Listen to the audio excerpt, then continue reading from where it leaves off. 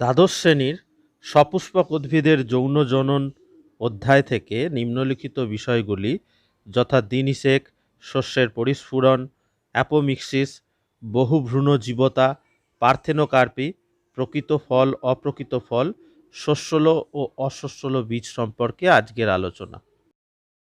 চ্যানেলটিকে সাবস্ক্রাইব করতে সাবস্ক্রাইব বাটনে ক্লিক করুন।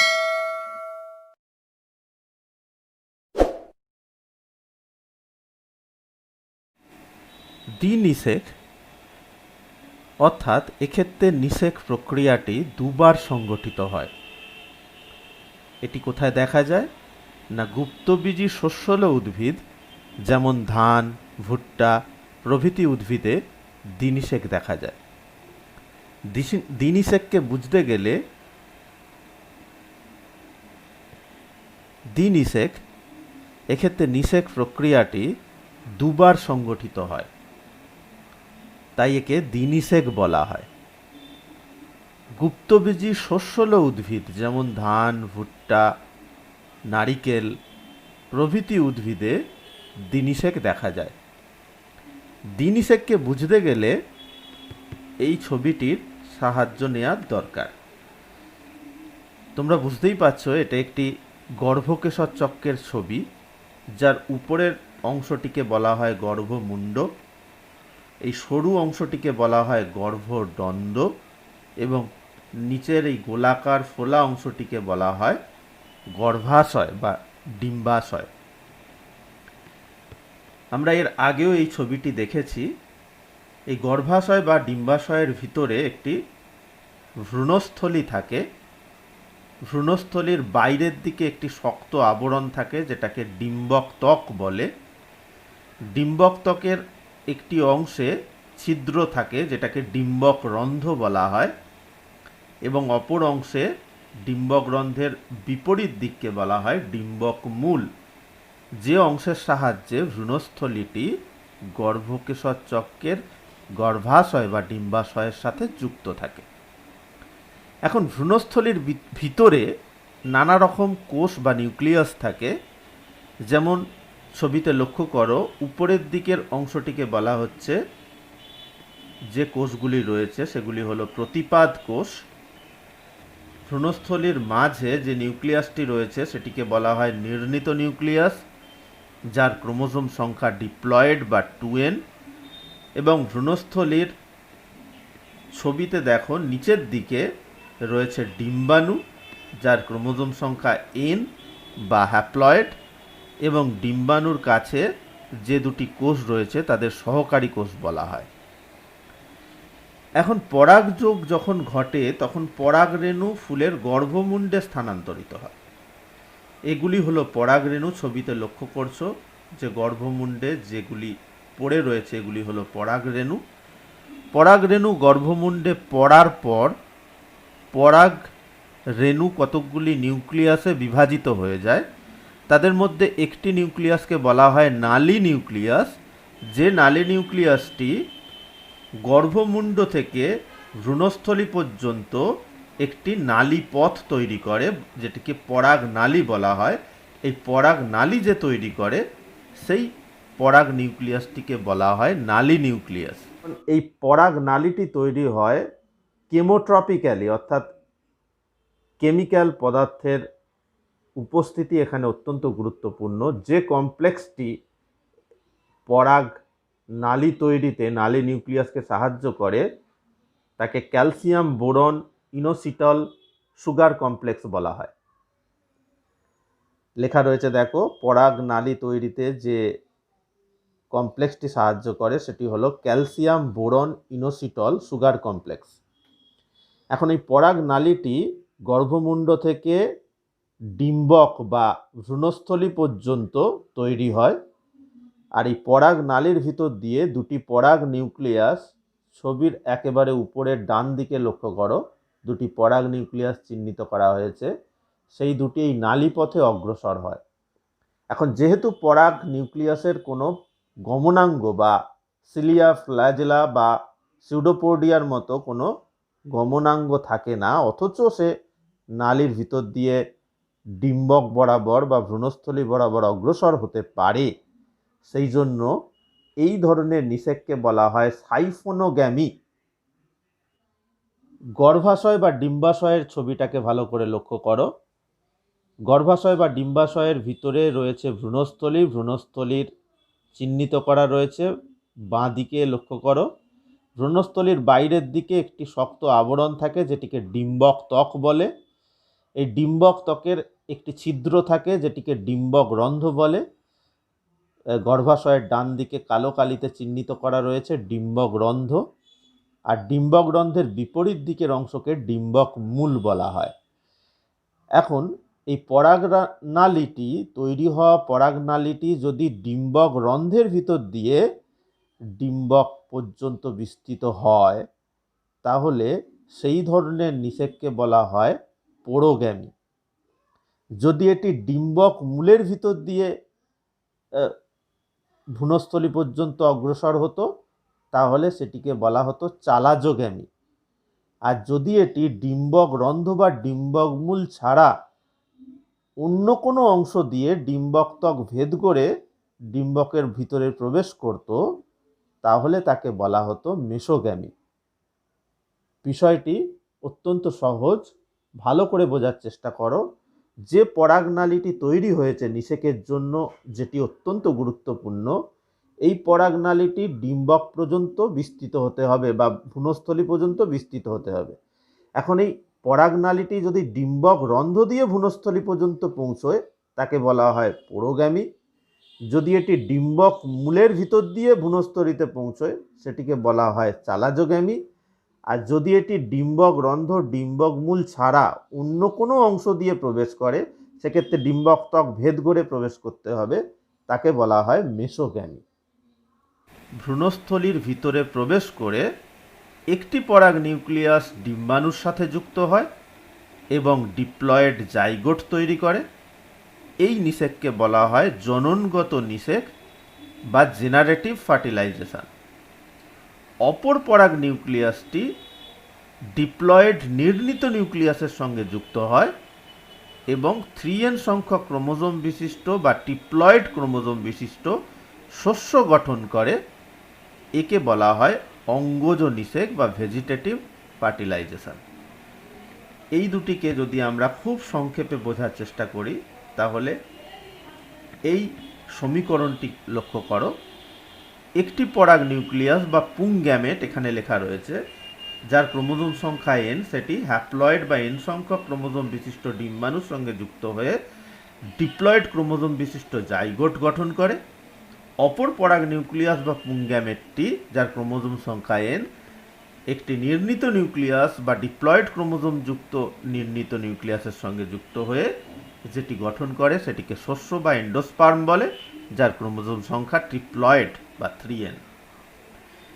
এইভাবে দুটি নিষেক প্রক্রিয়া সংগঠিত হয় বলে এই পদ্ধতিকে বলা হয় দ্বিনিষেক বা ডাবল ফার্টিলাইজেশন।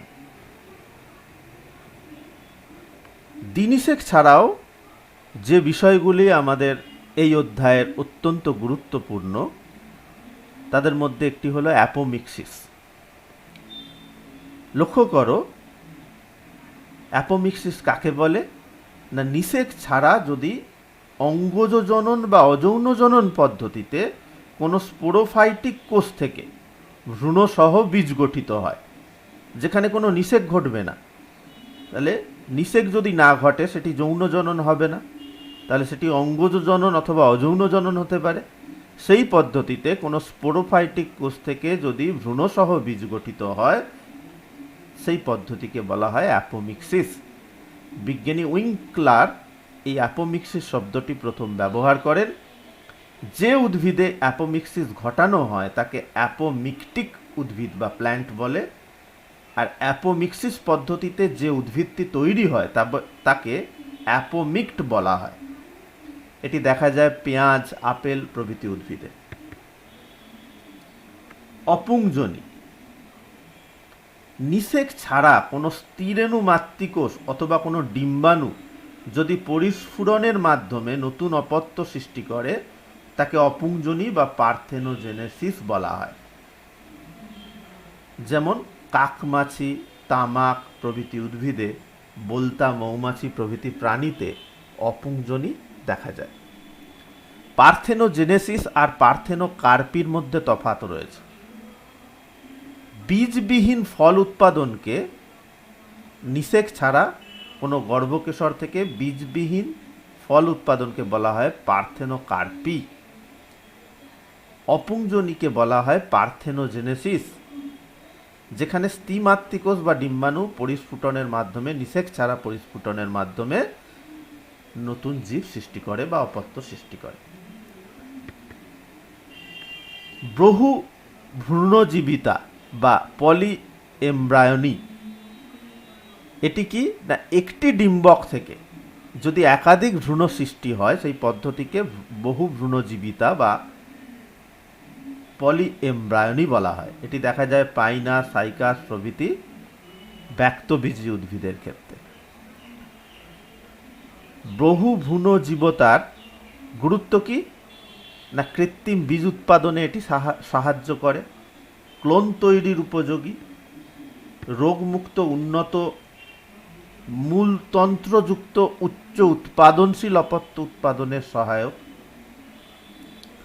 একটু আগেই যেটাকে নিয়ে আলোচনা হচ্ছিল পার্থেনোকার্পি, সেটি কি না পরাগযোগ এবং নিষেক ছাড়া গুপ্তবীজী উদ্ভিদের ডিম্বাশয় যদি বীজবিহীন ফল উৎপাদন করে তাকে পার্থেনোকার্পি বলে।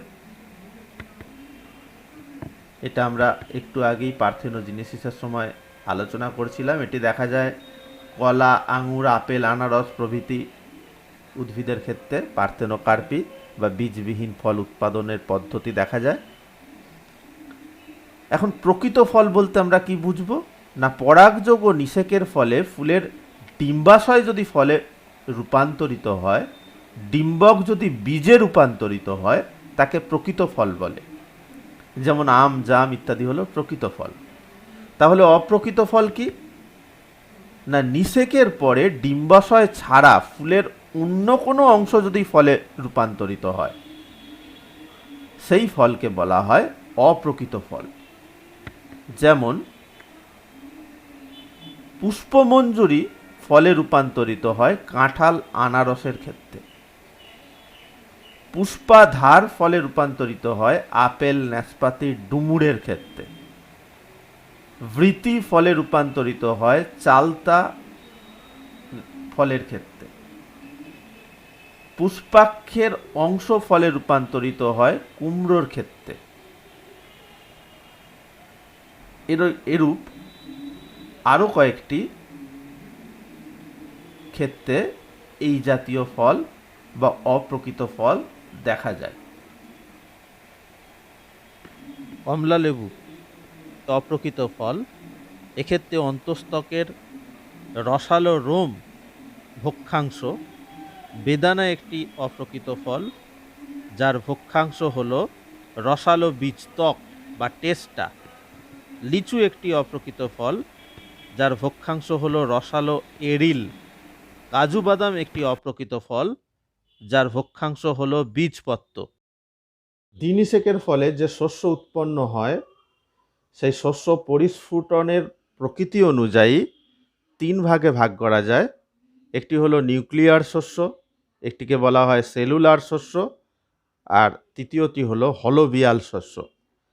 নিউক্লিয়ার শস্য কাকে বলা হয় না যখন ভ্রূণস্থলী বা ডিম্বকের ভিতরে শস্য নিউক্লিয়াসটি ক্রমাগত বিভাজিত হয়ে প্রস্থপ্রাচীরবিহীন বা কোষপ্রাচীরবিহীন একাধিক মুক্ত নিউক্লিয়াস তৈরি করে। পরবর্তী সময়ে অবশ্য এই মুক্ত নিউক্লিয়াসের চারিদিকে কোষপ্রাচীর গঠিত হয়ে শস্যকলা গঠিত হয়, কিন্তু প্রাথমিকভাবে শস্য নিউক্লিয়াসটি ক্রমাগত বিভাজিত হয়ে অসংখ্য মুক্ত নিউক্লিয়াস গঠন করে, তাকে নিউক্লিয়ার শস্য বলা হয়। দিনিষেক পদ্ধতিতে শস্য গঠিত হওয়ার পরে শস্য নিউক্লিয়াসটি বিভাজিত হওয়ার সাথে সাথে নিউক্লিয়াসের চারিদিকে যদি কোষ প্রাচীর তৈরি হয়, ছবিতে লক্ষ্য করো প্রতিটি শস্য নিউক্লিয়াসকে ঘিরে কোষ প্রাচীর তৈরি হয়েছে। এরূপ পদ্ধতিতে শস্যকলা তৈরি হলে সেই শস্যকে সেলুলার শস্য বলা হয়। এক্ষেত্রে দিনিশেকের পরে যে প্রথম শস্য নিউক্লিয়াসটি গঠিত হয় সেটি বিভাজিত হয়ে তার চারিদিকে কোষপ্রাচীর তৈরি হয়। প্রথমে প্রস্থ বরাবর ও পরে তির্যক বা লম্বালম্বিভাবে কোষপ্রাচীর তৈরি হয় এবং শস্যকলা গঠিত হয়। একে সেলুলার শস্য বলে। এই শস্যের প্রকৃতি কোষীয়। তৃতীয় প্রকার শস্যকে বলা হয় হলোবিয়াল শস্য। এক্ষেত্রে নিষেকের ফলে উৎপন্ন শস্য নিউক্লিয়াসটি দুটি ভাগে বিভাজিত হয়ে দুটি কোষ গঠন করে, একটি অপেক্ষাকৃত ছোট কোষ এবং একটি বৃহদাকার কোষ বা বড় কোষ। এখন ডিম্বক রন্ধ্রের দিকে বড় কোষটি অবস্থান করে এবং ডিম্বক মূলের দিকে ছোট কোষটি অবস্থান করে। উপরের অংশটি হলো ছোট কোষ এবং নিচে বড় কোষটিকে দেখানো হয়েছে। ছোট কোষটি সেরূপ আর বিভাজিত হয় না, অল্প বিভাজিত হয়ে বা কয়েকবার মাত্র বিভাজিত হয়ে একটি চোষক গঠন করে। আর বড় কোষের নিউক্লিয়াসটি ক্রমাগত বিভাজিত হয়ে প্রথমে অসংখ্য মুক্ত নিউক্লিয়াস গঠন করে, পরবর্তীকালে ওই মুক্ত নিউক্লিয়াসগুলির চারিদিকে কোষপ্রাচীর তৈরি হয়ে কোষপ্রাচীর দিয়ে ঘেরা শস্যকলা গঠিত হয়। এই ধরনের শস্য পরিস্ফুটন পদ্ধতিকে হলোবিয়াল শস্য উৎপাদন পদ্ধতি বলা হয়। লক্ষ্য করো, বড় নিউক্লিয়াসটি অসংখ্যবার বিভাজিত হয়ে অসংখ্য মুক্ত নিউক্লিয়াস গঠন করে। মুক্ত নিউক্লিয়াসের চারিদিকে কোষপ্রাচীর গঠিত হয়। প্রথমে প্রস্থপ্রাচীর, পরে উলম্ব বা তির্যক প্রাচীর গঠিত হয়ে শস্যকলা গঠিত হয়। হলোবিয়াল পদ্ধতিটির প্রথমে দুটি কোষ বিভাজিত হয় সেলুলার পদ্ধতিতে, পরবর্তীকালে ওই দুটো কোষের মধ্যে বড় কোষের নিউক্লিয়াসটি আবার ক্রমাগত বিভাজিত হয়ে অসংখ্য মুক্ত নিউক্লিয়াস গঠন করে নিউক্লিয়ার পদ্ধতিতে। অর্থাৎ এক্ষেত্রে সেলুলার এবং নিউক্লিয়ার উভয় প্রকার শস্য উৎপাদন পদ্ধতি অনুসৃত হয়।